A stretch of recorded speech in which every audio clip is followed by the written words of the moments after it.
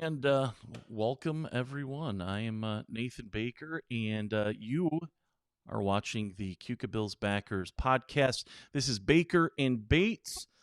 Again, I am Nathan, and with me, as always, is Rick Bates. Say hi, Rick. Hey, everybody. Glad to be back. Another exciting week with Bills football.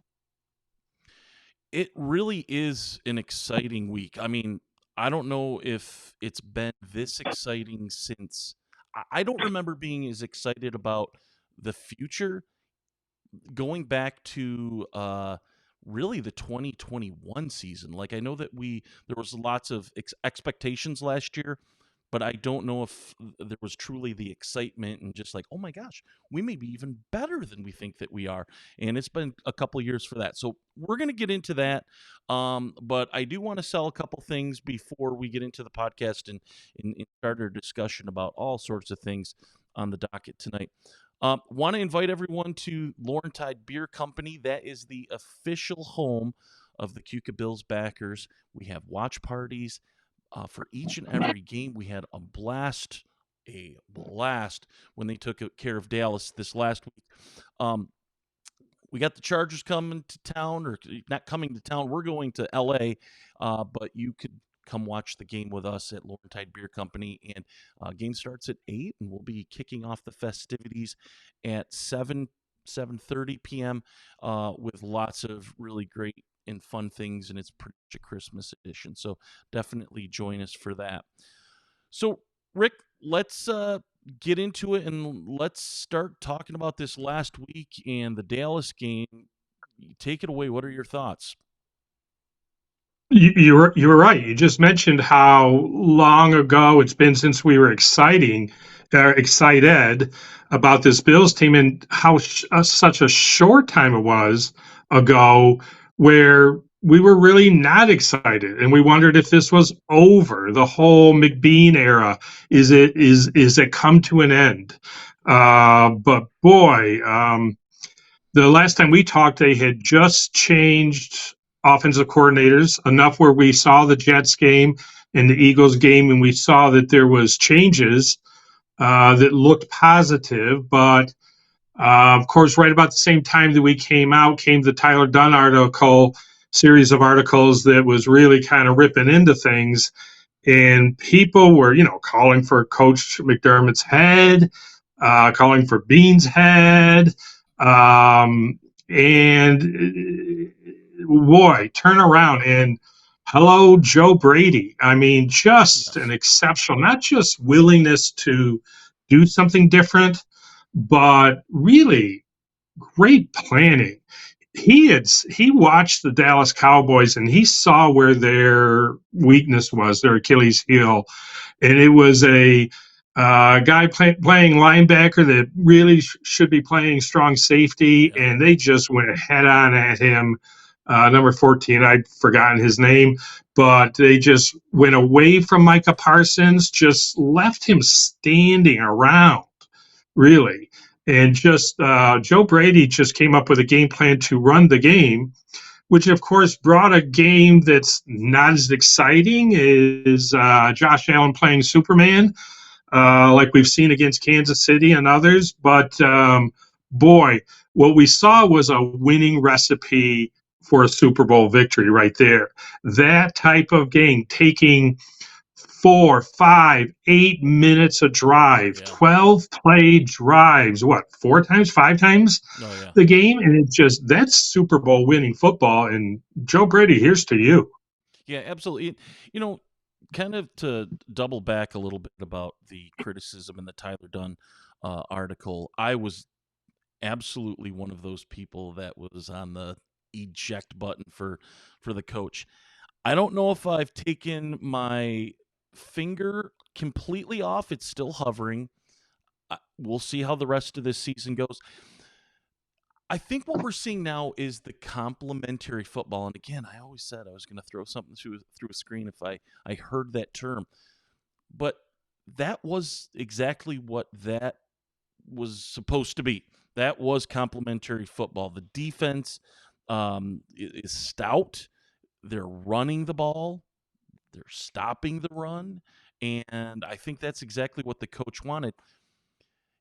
Maybe he just doesn't have the ability to have a different style. So hey, but if it works, let's run with it.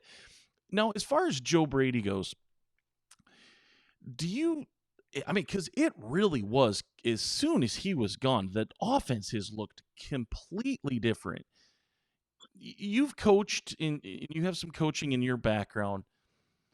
I'm, what it like? What is it that's changed? Obviously, there's the eye test. There's so much more pre-snap motion. One of the things that I saw in some of the analysis of the game film from Sunday is I think Dan Orlovsky with hopping the back.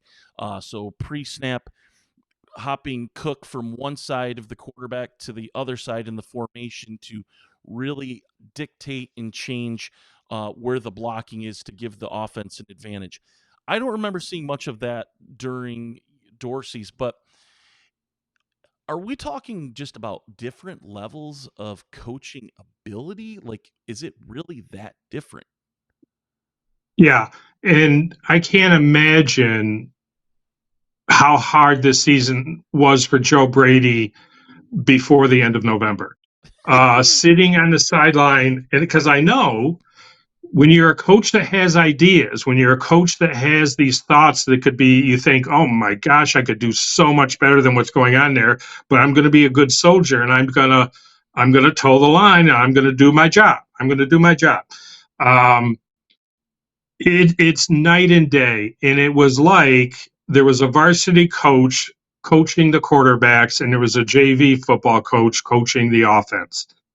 Um, it's at this point, it's more about what Ken Dorsey wasn't this year, uh, and than it is about what Joe Brady is. But I'm only saying that because we don't know yet what Joe Brady is. I think there's a whole lot that's about to come out.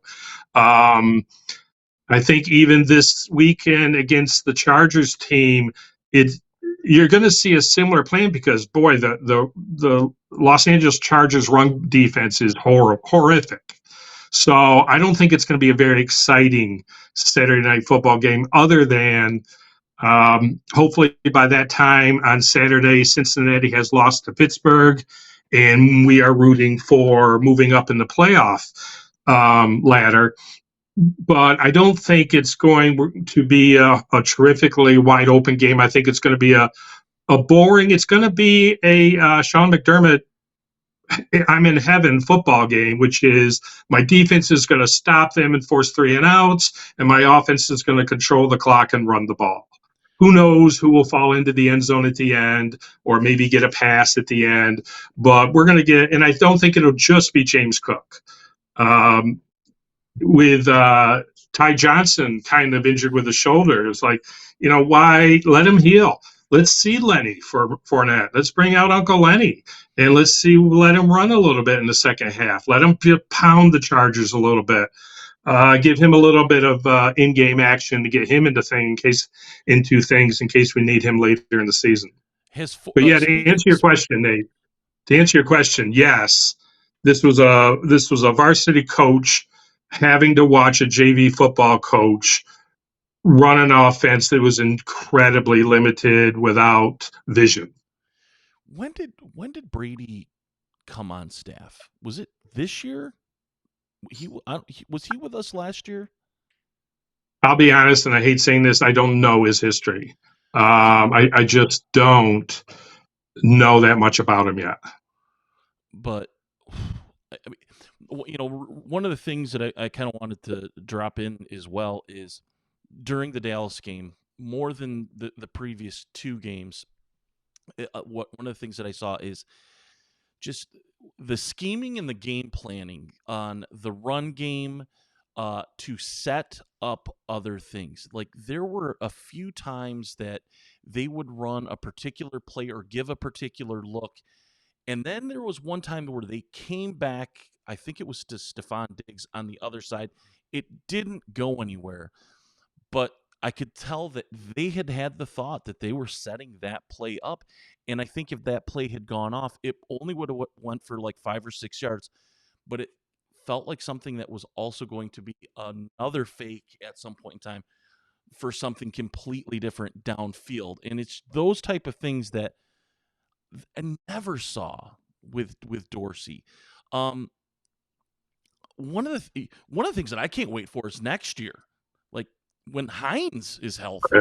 Can you Yeah. imagine having the two back set of Cook and Hines? That was something that when they picked up Hines, like I was really excited for this year. Like thinking about that 12 personnel where you have Kincaid and you have Knox, and then a couple of wide receivers, and then you have those two running backs. I mean, it looks good now, but when you have two guys that are really kind of almost elite running backs that can do that type of scheme, that it's going to open up a whole different can of worms for defenses next year. So with the scheming and the game planning, I think you're right, and it must have been frustrating to sit and have to watch someone that is totally inept. I guess totally inept. Kind of man the ship, if you will. Well, I never could understand. Earlier in the season, we would watch the Bills' run game get going. Maybe late in the first quarter, early second quarter, they'd run a few plays and they were getting first downs, and then they come back out and it's like, oh, back to my pass pattern set again, and it's like we're not going to go back to the running game again. It's like, what it was working. Go back to it, and Ken Dorsey just wouldn't do that. Where Yeah. Joe Brady found something that works, I'm going to hammer this. We're gonna find what works. We're going to go after the weakness, and if it works, we're just going to keep using it, and we're going to march all the way down the field like they did Sunday late afternoon. One of the other things that I want to talk about with the Dallas game is the offensive line.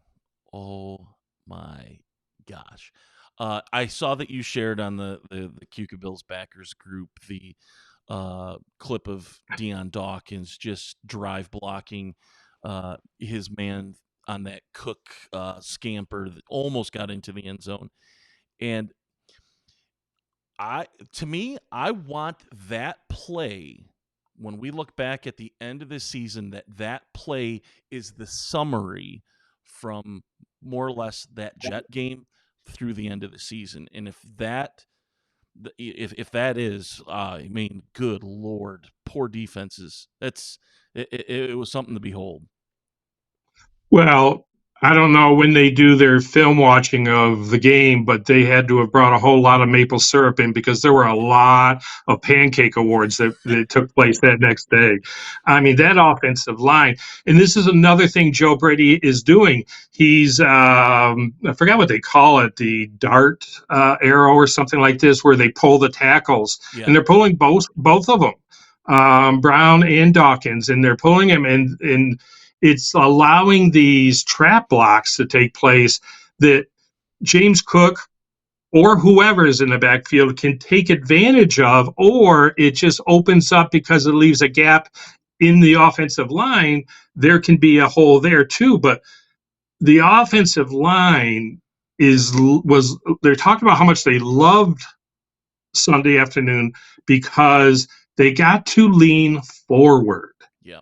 They're, you know how much of the Buffalo Bills history since they've had Josh Allen, the offensive line's first step is backwards Oh, always. because it's a pass call. Their first step is back, and they're leaning backwards, waiting to check what kind of pressure is coming. And they're big guys. There's some hogs there, and they have that mentality, and they want to go forward. And they said that was just so enjoyable once we knew that this was going to be our game plan. That it wasn't just a one or two run play off, here or there. This was going to be our game plan, and we can just lean into it and go forward. It's a huge change, and it worked. Now, it won't work against every team. Right. Some teams are better against the run, and the Cowboys, honestly, they're not set up to stop the run. Um, and Joe Brady saw that, and that's the way they went. And I think, like I said earlier, I think we'll see the same thing Saturday night. I hope so. We'll talk a little bit more about the Chargers game and looking ahead here in just a minute or so. But one of the things that wanted to talk about is you hit me with this was the talking about the MVP discussion, Bills team MVP discussion. That's what you were talking about, not NFL MVP, but Bills MVP. Correct? Correct. All right. Correct. Yeah. Who's your guy? I think, you know, if and when the Bills make the playoffs, and if and when the Bills get to the AFC Championship game and get on towards the Super Bowl, this will be Josh Allen's year to get the MVP. The number of his touchdowns in running and throwing, and it's just unbelievable, the Superman stuff that he does. But that's not what I'm talking about here. I'm talking right now, the Bills MVP is Tyler Dunn.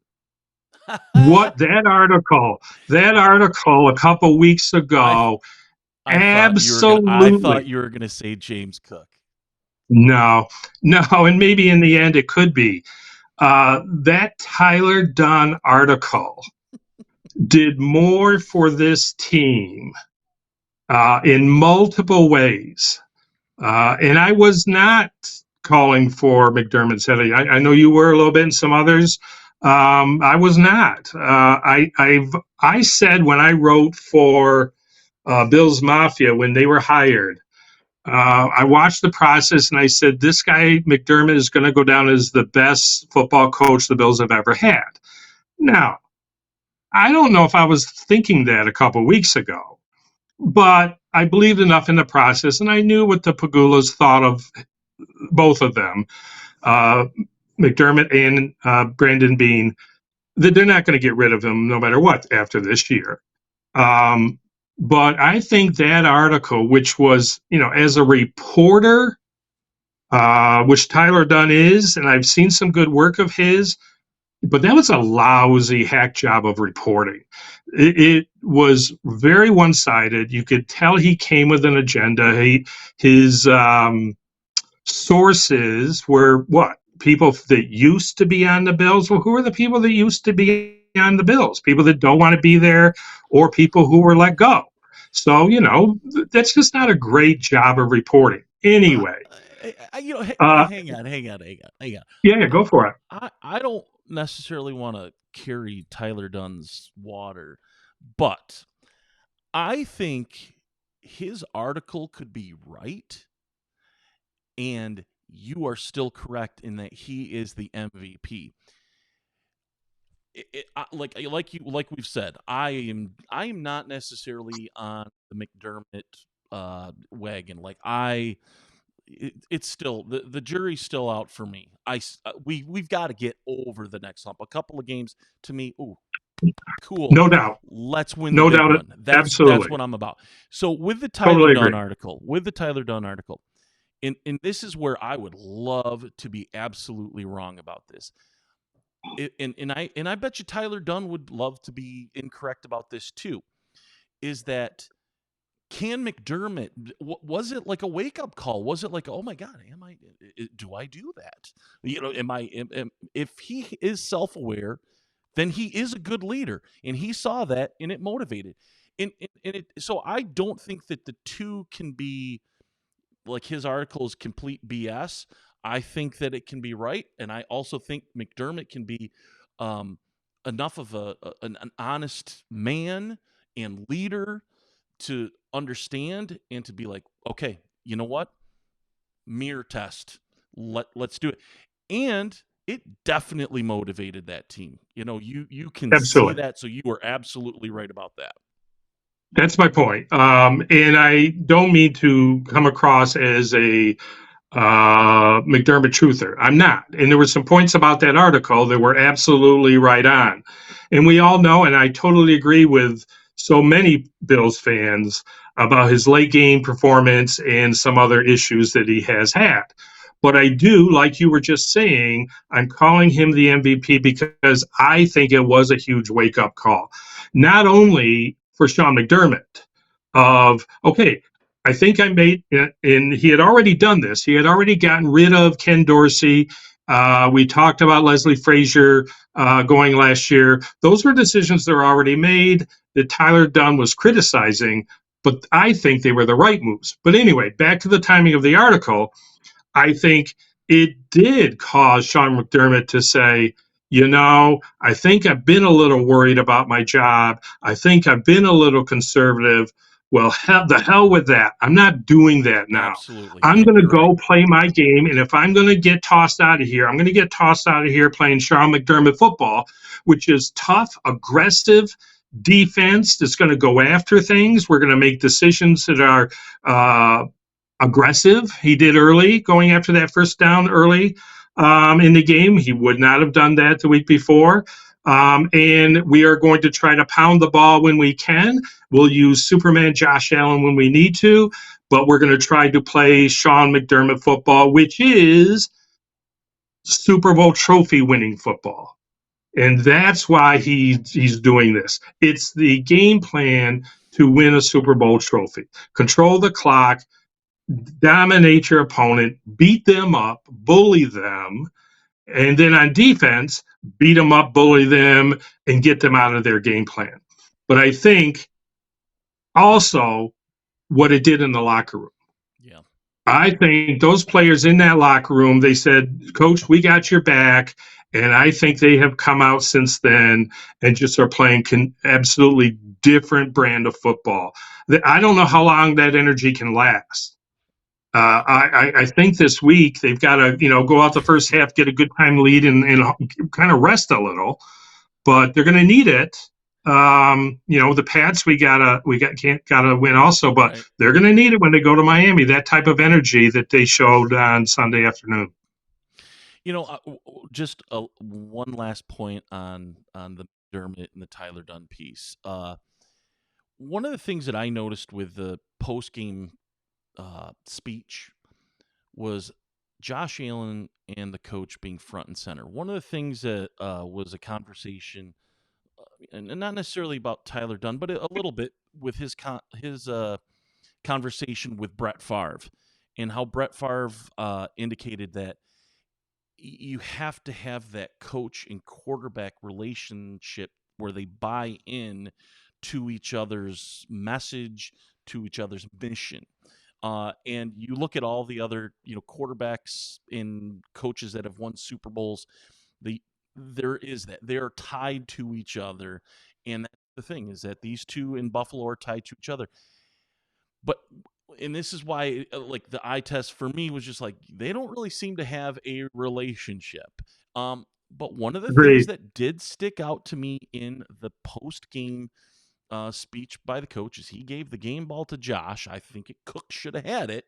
However, they seem to be a little bit better. So I'd love to be a fly on the wall of whatever conversations that they've had since that Tyler Dunn article came out. But I also think that maybe Josh read that too and is like, I'm not helping this guy out. And I need to buy into the system as well because everything he said, the whole comment that he's had about, being in the group project and not contributing anything and still getting an A, first off, was fantastic. But it also is exactly what the coach's system is. So maybe this is what it took for them all to buy in, like you said, with the locker room. And part of that is so many people make judgment based on what they see with their eyeballs. Um, why would Josh Allen be given the game ball after that extraordinary game by James Cook and the offensive line, the defensive backfield? So many of those sacks were coverage sacks. Josh Allen perhaps did the least of all of them, so why would he get the game ball? And if you're just watching your eyes, you might go, well, I don't know, I don't get it. But what a lot of people don't know is what goes on all week long. Yes. And what I'm going to guess that the reason that coach gave Josh Allen the ball because they had a plan where Josh has to, as quarterback, he has to see certain things. And you can find evidence of this if you go watch the analysis of all the plays, how he moves guys around. They'll go over here, over here, over here, over here. And then he, at the last minute, calls for this. He has to recognize the defense, exactly what they're doing coming up. And they had a game plan. And Josh Allen read that game plan. You know what Josh Allen didn't do? He didn't pull the ball out of James Allen's stomach and take it off and keep it on an end around. He didn't drop back and change the plays to passing calls. He stuck with the game plan. And Josh Allen might have got that game ball for being the game manager. Yeah, absolutely. And a lot of times leadership is you don't see it. It's what is happening in the background and it's setting stuff up. So, all right, I think we nailed the MVP talk for the team. Um, For now. Yes, for now. Let's chat a little bit more about the Chargers this upcoming weekend. First off, I got to see the Chargers in person last Thursday night. I was at that Sort game. of. We were out in Vegas for the week last week, and went to check out the new stadium, Allegiant Field, and I think I was more in attendance than Staley and his team were, because that was. I've been to a lot of football games in person. I've never seen a team just absolutely fold in on itself and just be like, yeah, we're good. Is it time to go yet? I mean, and I loved Richard Sherman. I didn't see it until I got back to the hotel that night, but his comment about Staley getting fired at halftime and the Uber XL should be waiting for him out in the parking lot to take him back to LA. You know, I know that you look at the Raiders. They had a collapse and they changed coaches earlier and they got that bump emotionally and kind of won their next game. There is a little bit of worry on my end about that. However, I think they're done. Like I don't feel like this team, they don't have their quarterback. There's no GM. I mean, there's nobody in charge there right now. They are just a complete dumpster fire. Yeah, this team has slowly been a dead man walking for the second half of the season. And the firing was absolutely overdue. The GM probably as well. I understand completely what you're saying about that emotional bump that can come, especially for the first, maybe even the first and second game after a player favorite coach gets assigned to be the interim head coach. All of a sudden, which is, you think of these guys as professionals, it's like, what do you mean you're not out there every week fighting as hard as you can when you're getting paid as much as one of our salaries per game, and you're up there just going through the motions because you don't like something about the coaching staff? Uh, but it happens. They're human beings, and there's going to be a bit of an emotional. It's at home. There's going to be a bit of an emotional bump. The Bills have to be careful for the first couple of series, I think. Don't let being at home with this new coach and a weird thing could happen. One of the Bills drops the opening kickoff, or Nathan Peterman throws 5 interceptions in the first half. I remember being out that way, and just something like that. You don't want to allow a fumble, a tipped ball interception, a stupid penalty. You don't want a couple of those things to get out of hand early where the emotions can catch up. If a mistake happens, get over it, regroup, keep fighting, go on and pound them. Let them know who the bully is on the field that day. And by the second half of the second quarter, Make sure everybody knows on Saturday night which team is the better football team and who's going to win the game, and come out in the second half and keep that momentum, and then slowly start resting some of the bigger guys is how I would hope to see the game go. But to your point, don't let an early mistake turn into some sort of emotional riot that takes place on the other way. Yeah, I think that you nailed it there.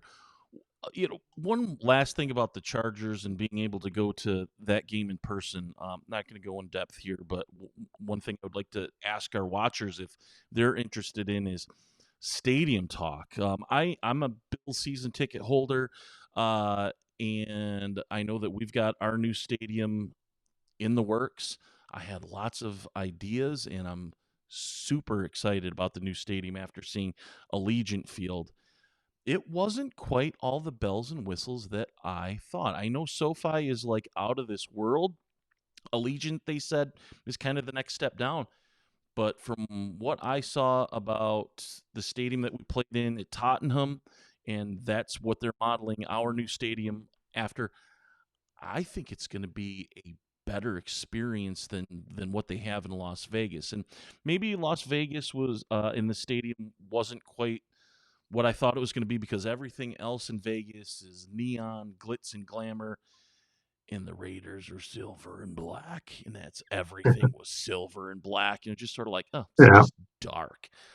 And a 62-21 butt Yeah. kicking will do do that too. So, well, let's take a look at the playoff picture. What do you think? Uh, we're not in. And at this point, the Bills, if they win every single game, they're still not in. Um, 69% chance as of now yeah. to get in, Now, according to the New York Times. couple things are in their favor.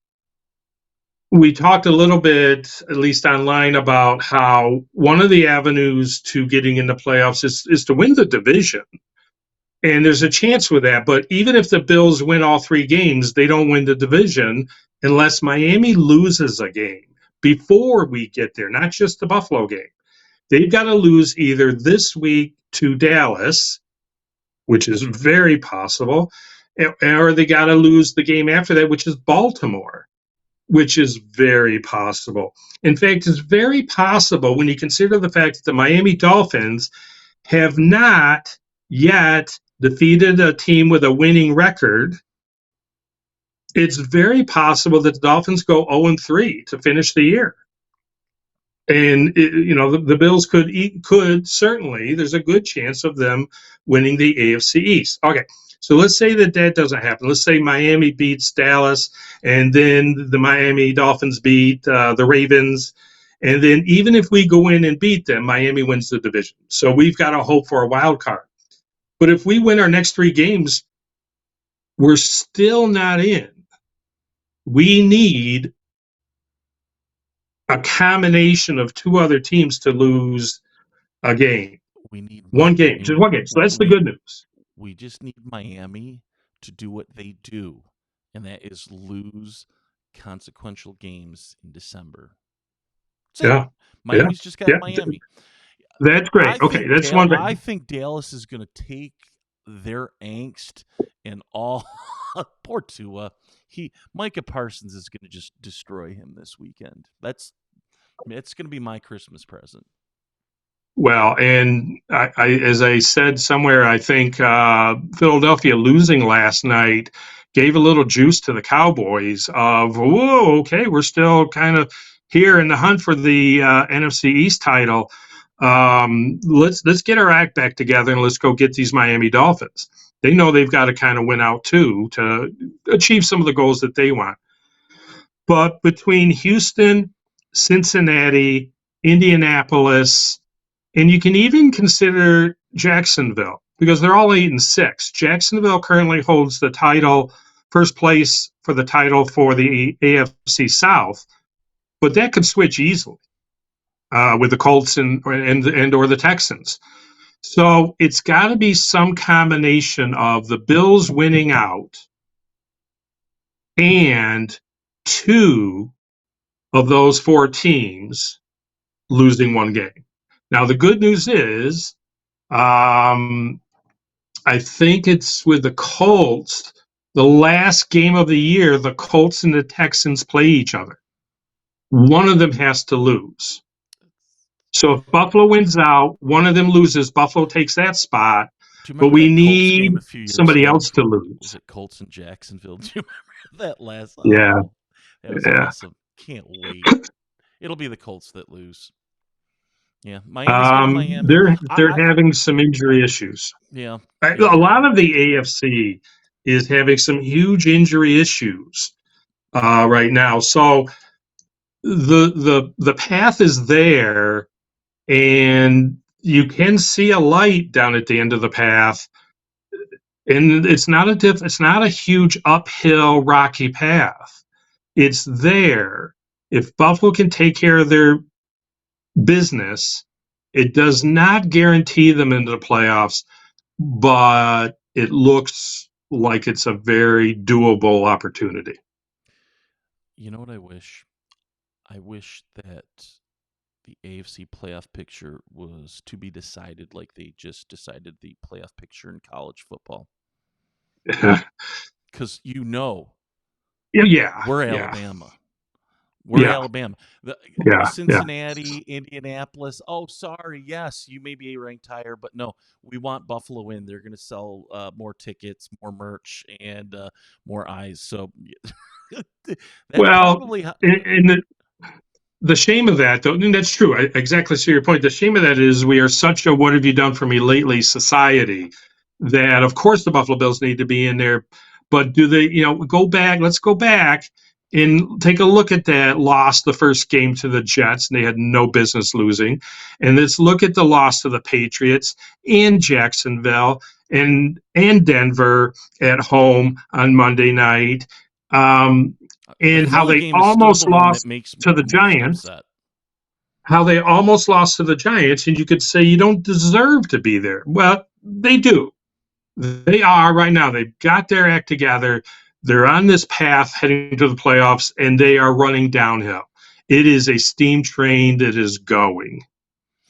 And for those of you watching, Rick puts up really great content on the Keuka Bills backers group, and he kind of uh, itemized and outlined what he more or less went over with the playoff scenario, what they need. I'm just sort of like win your games. I feel it. I just feel like they're gonna catch Miami. It's not quite as it's almost actually maybe it is as exciting as when they broke the drought. It's gonna play out exactly like that. Yeah, It's yeah. gonna come right down, and maybe there's another game that we have to watch or something. But I really feel confident that we're not only gonna get in, we're gonna be hosting a game. And wouldn't it be great That's very if possible. It's very possible looking at how things lined up with the schedules and stuff, such. It's possible. And as people like Rich Eisen and others are saying, they're just saying, if you're an AFC team and even the NFC Super Bowl contender, do not let the Buffalo Bills into yeah the playoffs. Do not let them in, or they are going to take it all. the team has that feel, and honestly, actually, this may be a very good analogy, or at least parallel. They do have kind of that feel of a Tom Coughlin Giant team that struggled and barely made it in, but you knew once they got in, they were trouble. I mean, because they were going to get after you and they were going to be able to score points or at least keep up with you. Uh, Yeah. they feel like that kind of team. So, yeah, definitely keep them out. And All right. The Patriots and Giants did it too. Everybody thinks the Patriots was always like a one or two loss season. It's like, no, they did it once. They barely got in and went on to Super Bowl glory, and the Giants did too. So this is possible. It's been done, and boy, are they hitting a stride right now. All right. Well, we're going to kind of wrap it up here. But I wanted to kind of ask you a personal question. What is your favorite Bills game that you've ever attended in person, and why? So, Uh, so Operation Desert Storm had just begun, the air war. Um, so new rules at the borders and new rules about everybody worried about terrorist attacks, really. And so it's that AFC Championship game early on to go to the Super Bowl. And there's no bringing alcohol in your pockets. Okay. Um, and it's winter coat time and it's pat down and they're all checking you and everything. And I was with my dad. I bought him tickets finally after him taking me all my life. And I was with him. I bought tickets for him and with a couple other friends. And there's a group of us. And there's this group of like 3 or 4 girls from Canada sitting right behind us. We're in the scoreboard end zone, about halfway up, and these girls were like drinking wine. It's like, where are you getting this wine? Well, what they had ingeniously done was taken one of those wine boxes that you oh, see at and bars. they took the Okay, bladder ripped out the of it. cardboard apart, Yes, taken out the aluminum bladder, that's so hot. somehow tied it on here with string over their shoulders and put their winter coats on. And so when they're getting patted down, nobody feels Right. anything. So, and these girls each have one of these bags of wine here. So this was that huge scoring game where the Bills scored 50 some points. And every time there was a touchdown, we just took off our hats, leaned our heads back, opened our mouths, and they just stood up and they poured the wine right in our mouths. And that was a long ride home. But boy, that was with all the scoring and going to the Super Bowl. And there's a whole other story that goes with it afterwards, not with them, but with Jim Kelly and Andre Reed and Thurman Thomas and Bruce Tom and Bruce after the game at Jim Kelly's parents' RV. So that's another story. Wow, I can't wait to hear that one. That'll be a good Yeah, one. that's a good story. I would say that my favorite one of all time is a Miami Dolphin game. I hate the Dolphins. They're like the team I hate the most, and I've been to So easy to hate. so So easy so to many hate. of them. But it was a game. I family calls it the Let It Snow game. It was back during the drought era. Ricky Williams had, I think it was almost 150 or way more yards rushing by halftime. They were up, I think, 21-0 at the half, and it was just like I've never felt so cold. We were way up in the upper deck. I remember having to like chisel ice off the aluminum benches, and I just Right? remember that in the second half of that game, halfway through the third, Buffalo started to turn it on, and it just felt like God was out in the parking lot behind the scoreboard with a shovel, just shoveling snow over the scoreboard when the Dolphins had the ball. And it just and I remember during the commercial breaks they were just playing Dean Martin, let it snow, let it snow, let it snow. And everybody singing as loud as they could, and they ended up coming back and winning that game. It just that was just one of those games for the ages. That was probably my favorite one that I've ever attended in person. Everybody has these great memory games, and what they usually all have in common is when something happens either on the field or at the stadium as a whole, where everybody is really brought together. Yep. You are brought together with some sort of common, usually, great plays and victory, but something above and beyond that often that really brings everybody together. Those are the games that really stand out. And you have to have the great game and the victory or the great play. If it wasn't for Jefferson last year in that Minnesota game, that Stephon Diggs catch that he made was Yeah, probably the catch of the year. yeah, And then yeah, 2 or 3 series later, we've got that 4th and 17 or 19 or whatever it is, and then they end up, and everybody knows they went on to. That would have probably been the best game I ever saw in person emotionally had it gone the other way. yeah. Right, right. Absolutely nuts. Yeah. Well, Rick, is there anything you have coming up on your social calendar or anything you got going on you want to tell people about? No, just it's the holiday time. It's Christmas week, and then the Christmas post week into the New Year's. So I did a little volunteering today at the local Steuben County Historical Society, and as we were wrapping up the day, everybody was like, "Well, we're not open next week. We'll see you after the New Year." And it's kind of like that feeling of the last day um, of school before the Christmas break, and it just kind of was came. It's nice, I'm retired now 2 years, but it brought that back a little bit. So that was nice. Be with family and just watch and not only watch Bills victories this weekend, but a victory this weekend. But we got a root against Cincinnati earlier on Saturday. We've got a root against Houston and Indianapolis on Sunday, for sure. And it'd be okay if Jacksonville lost too. Just get our record better, get their record lower. All right, everybody, did you hear that? You have homework. Those are the teams that you have to root against. And if you are spiritual, say a few prayers. That never hurts. Um, what are you And doing for? you? Yeah. Well, I've got our watch party going on, and I have to tell you, those have been so much fun.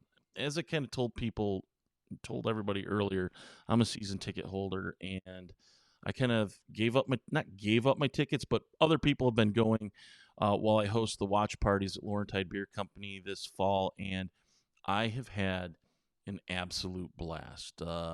They are. When It's we it's have a fun. blast this It's a week in great shooting. time, and you do a great job. I appreciate that. And I've not been able to go as much lately because this Bills schedule, I mean, Yeah, how few 1 o'clock games they have, and it's a longer drive for me. And so these evening games have been a challenge to get back up to, especially this time of year.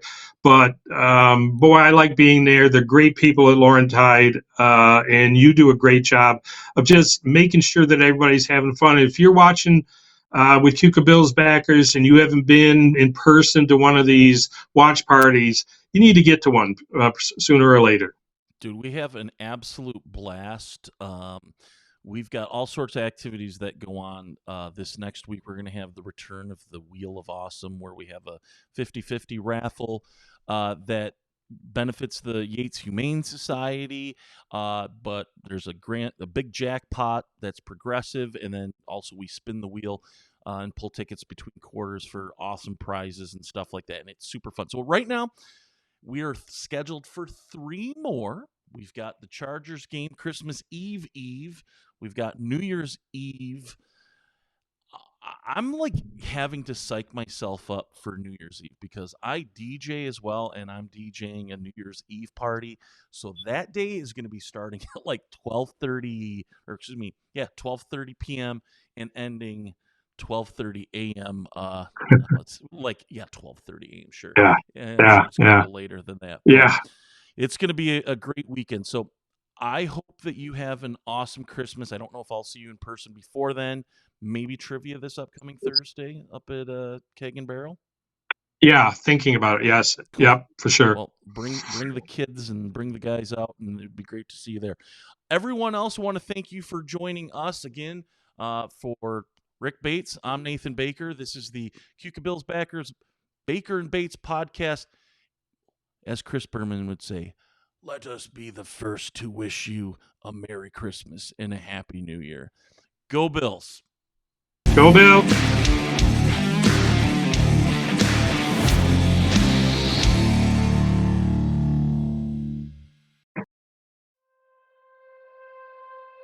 All right, we're good. All right, that Hey, was thanks, great. Rick. That was fun. It was. Yeah, I hope to see you Thursday. You got it. Have a good night. Grab some dinner. Thanks, you too.